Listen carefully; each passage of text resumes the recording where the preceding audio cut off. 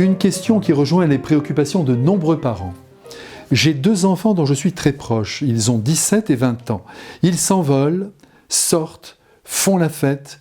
Je les vois de moins en moins et cela me rend très triste. Merci de votre aide. Tel que je vous ressens, madame, je suis sûr que vous avez entouré de beaucoup d'amour et de très bons conseils vos enfants.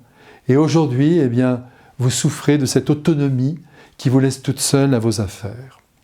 La première chose que je voudrais vous dire, c'est que cette liberté que vos enfants s'octroient n'est pas le signe d'un non-amour à votre égard. Survient toujours dans une vie le moment où la jeunesse éprouve le besoin d'ouvrir ses ailes et de tenter la sortie du nid. Et il faut que vous l'admettiez et que vous jugiez inéluctable l'heure d'une certaine séparation. Tout cela est sain.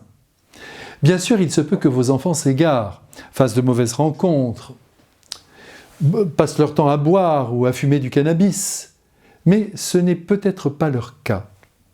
En tout cas, un bon conseil, au lieu de les reprendre ou de les mettre en garde quand ils sont près de vous, observez-les. Regardez aussi ce qu'ils font de leur journée, s'ils assument leur vie de lycéen ou d'étudiant. Et si la vie du jour se retrouvait en péril, alors là, si leur santé aussi se délabrait, il faudrait intervenir, vous ou mieux leur père, mais avec beaucoup de délicatesse et beaucoup de patience. Je vous laisse maintenant avec un mot du pape Jean XXIII, vous savez, celui qu'on appelait le bon pape Jean, et il aimait à répéter sans cesse ceci, « Tout voir, tout analyser, corriger peu ». Et c'est, je crois, le bon chemin, celui qu'il faut prendre pour que de petits progrès s'accomplissent. Et puis, madame, soyez patiente, tout ne se joue pas sur ces années de pseudo-liberté.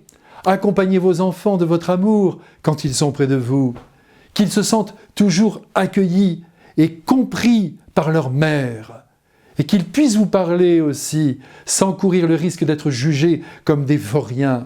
Et puis n'oubliez pas que les vies les plus rangées cachent souvent aussi de grandes exactions. Cette semaine, j'ai rencontré un homme de 66 ans qui m'a avoué que de ses 20 à ses 30 ans, il s'est drogué à l'héroïne. Et aujourd'hui, eh bien, il est marié, il a de beaux enfants, et c'est un vrai plaisir de constater la qualité de son être.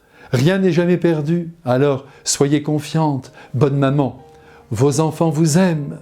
À bientôt, faites-leur confiance.